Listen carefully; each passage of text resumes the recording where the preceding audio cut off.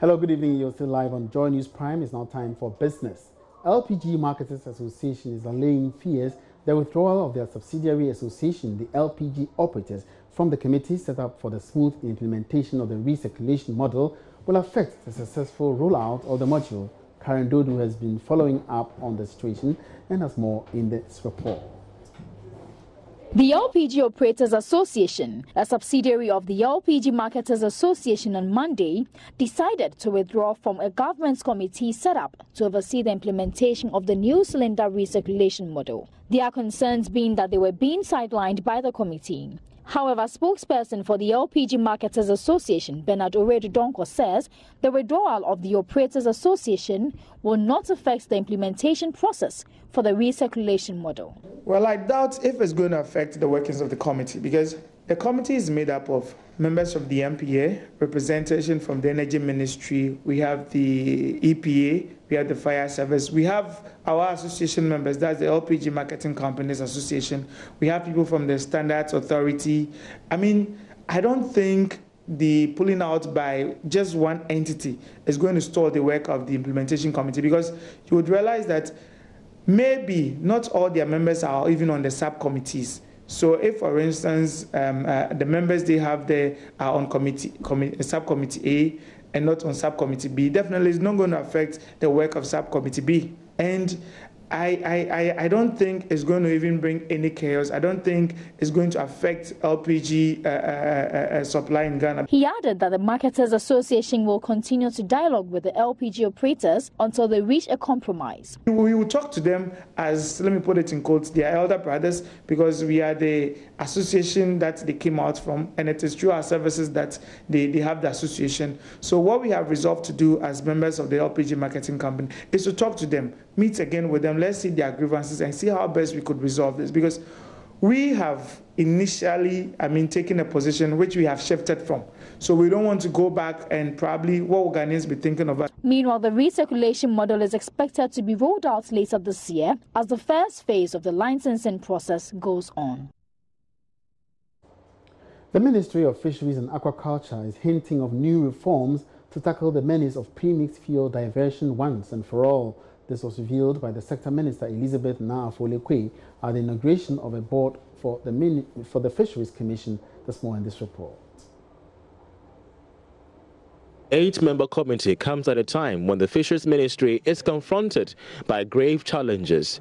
Top on the agenda is the issue of diversion of premixed fuel by some marketing companies. Speaking to Joy Business, the Minister of Fisheries and Aquaculture revealed that a board will be tasked to set up a special monitoring task force across all districts to monitor the sale and distribution of premixed fuel. We have set up certain reforms led by His Excellency the Vice President and the economic management team. We are putting certain reforms in place. One of such reforms is the formation of the regional premix monitoring body headed by the regional ministers to do the monitoring of the premix. Also, we are auditing all the landing beaches where we find not enough fishing activity taking place. We close down the landing sites. Elizabeth Naa-Afo-Lekwe stated that the depleting fish stock in the country calls for the exploration of other avenues for fish production. According to her, Ghana has already exhausted the limit for fish production, hence the need to focus more on aquaculture. It is not just the dwindling stocks, but also the increase in population. Yes, so we have to meet the demands of the population, and that's why we have to do a lot more aquaculture. With regards to the dwindling stocks, we may not be able to improve the stocks now, but if we put in management practices that will help to rejuvenate the stocks, then in the very near future we may have some species that are lost at the moment showing up again. The 8-member committee will have a 4-year tenure renewable in every 2 years. Downstream petroleum industry players say they expect a further drop in fuel prices as the first pricing window for the month of March opens. The previous window saw a marginal drop in the pricing as government reduced the special petroleum tax from 17% to 15%. The action drew further controversy as consumers called for a total scrap of the tax.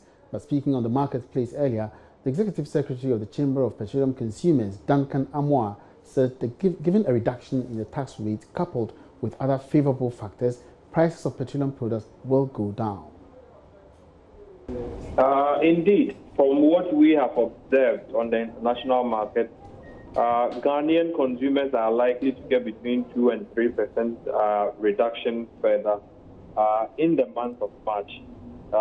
Prices for both Argo and Petro or PMS have seen some marginal decline over the past 2 weeks. And so, like we've indicated, it is likely that by 1st, 2nd of March, prices at the forecourt or the pumps are likely to go down further by some 2% within the next few days. All right, so can we conclude that the reduction in the SPT is having a significant impact on pricing? And if not, what are the reasons, are the other reasons leading to this particular drop? Indeed, if you take a look at the world oil pricing situation, the American shale technology is still a dwarfing factor for prices going up.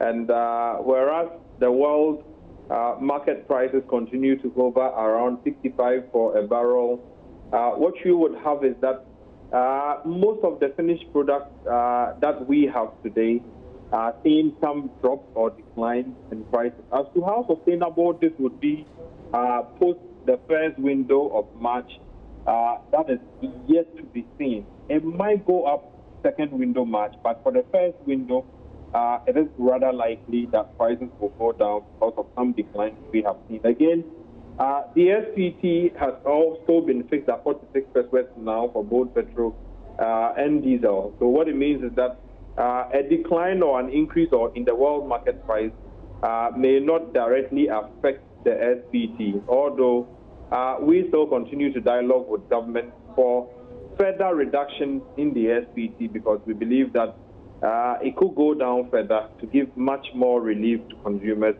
than it did when they went to Parliament.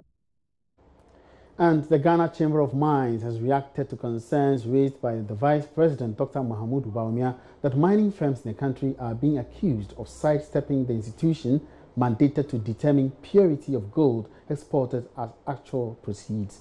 Now, the Vice President disclosed this at an IMF meeting on the extractive sector in Accra on Tuesday. Suleiman Koni is Chief Executive Officer of the Chamber.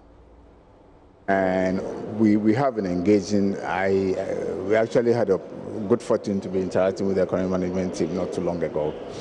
And we were commended as a chamber for collaborating and cooperating. So it's a bit surprising when statements are made to the effect that PMMC, for example, for a very long time was prevented from doing its work, i.e. by saying, for gold before it's actually exported out of this country.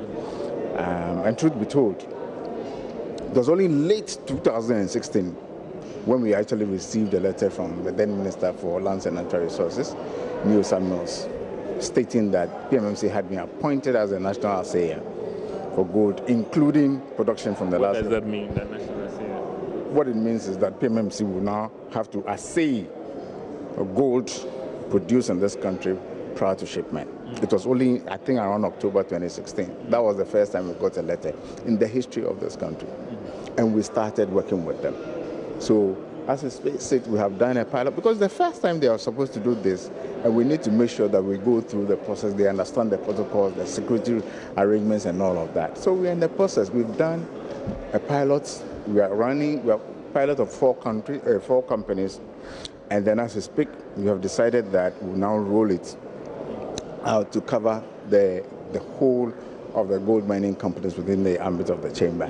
So it's something we're working with for about 2 months, and then after that we'll sit down and reassess, progress made, and fashion out how we can continue working together.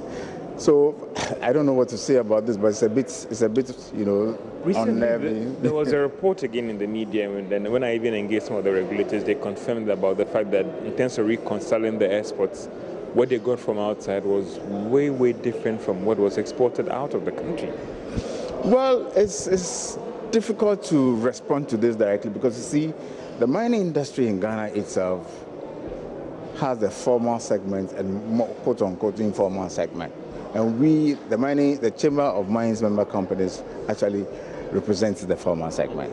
When it comes to the informal segment, for example, when we talk about even small-scale mining, the reports on small-scale mining is not production, it's actually procurement. So even when you look at our official statistics, even from the get-go, there are challenges. So you can't put production, I always say, you can't put production, which is reported by mining companies, and even purchases together. You can't.